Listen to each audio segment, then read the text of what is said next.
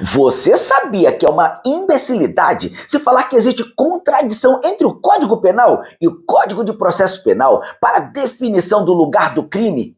Mas como assim, professor? Pois foi exatamente isso que você ouviu. Gente, simplesmente não existe nenhuma contradição entre a definição de lugar do crime, prevista no artigo 6º do Código Penal, e a fixação da competência jurisdicional pelo lugar da infração, conforme dispõe, respectivamente, os artigos 69 e 70 do Código de Processo Penal. Esquece! Aliás, é um absurdo, além de ser inaceitável que alguns colegas, por falta de formação técnica adequada, estejam ensinando isso para os seus alunos. Abafa o caso. Portanto, de uma vez por todas, nos termos do que dispõe o artigo 6º do Código Penal, que adota a teoria da ubiquidade para determinar o lugar do crime, considera-se praticado o crime no lugar em que ocorreu a ação ou a omissão, no todo ou em parte, bem como onde se produziu ou deveria produzir-se o resultado.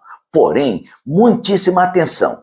Haja vista que, como eu disse, não há nenhum conflito, nenhuma contradição entre as regras do direito penal que tratam, gente, do princípio da territorialidade, que define os parâmetros para estabelecer qual ordenamento jurídico penal deverá ser aplicado ao caso concreto, se o de um país ou de outro, enquanto o Código de Processo Penal, diferentemente, nos termos do que propõe o seu artigo 70, ao estabelecer que a competência será, de regra, determinada pelo lugar em que se consumar a infração penal. Ele está definindo premissas para a fixação da competência jurisdicional das autoridades daquele mesmo país, para, por exemplo, apurarem e julgarem um crime.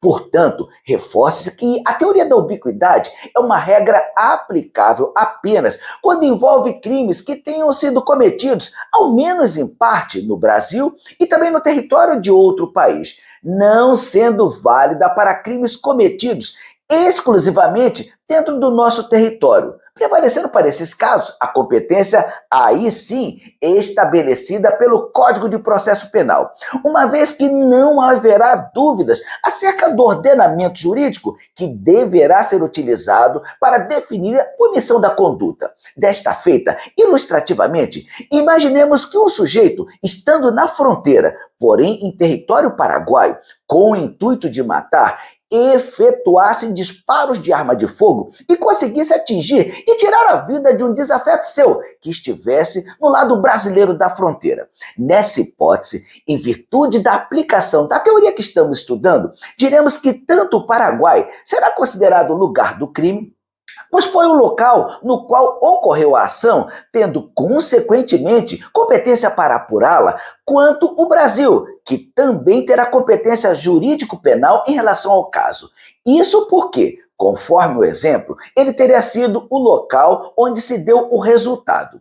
Por fim, conclusivamente, cabe pontuar que essa regra, prevista no artigo 6º do Código Penal, não é aplicável a um crime que, por exemplo, tenha a sua ação iniciada em um município ou em um estado brasileiros e tenha seu resultado em outro município ou estado também no Brasil.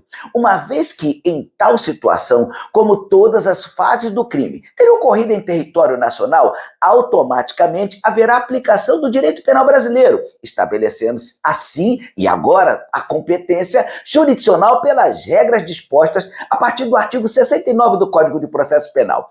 Portanto, minhas superalunas, meus superalunos, eu te pergunto, você sabia que a teoria da ubiquidade somente poderia ser aplicada para crimes nos quais a ação, a omissão ou o resultado se dessem, ao menos em parte, em países diferentes? Pois deixe seu comentário, deixe sua opinião acerca do nosso projeto e também curta e compartilhe esse episódio.